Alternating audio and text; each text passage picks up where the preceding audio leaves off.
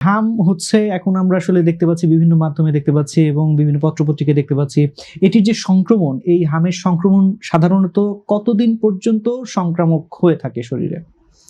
আচ্ছা, হামের সংক্রমণটা একটু ইন্টারেস্টিং। এটা হচ্ছে আমাদের শরীরে র্যাশ আসার 4 দিন আগে থেকে র্যাশ আসার 4 দিন পর পর্যন্ত এরা সংক্রামক হয়ে থাকে।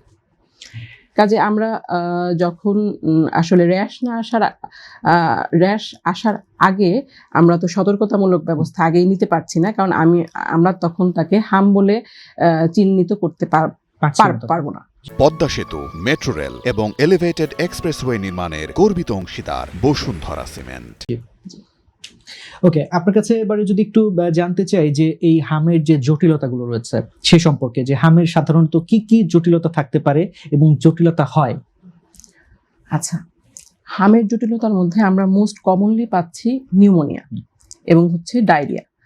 এছাড়াও আরো কমপ্লিকেশন আছে সেগুলোর মধ্যে এক হচ্ছে এনকেফালাইটিস। এনকেফালাইটিস বলতে আমরা বুঝি যে ব্রেনের খিঁচুনি হতে পারে, তারপর রোগী অজ্ঞান হয়ে যাওয়া, এই ধরনের কিছু সিমটম নিয়ে আসে।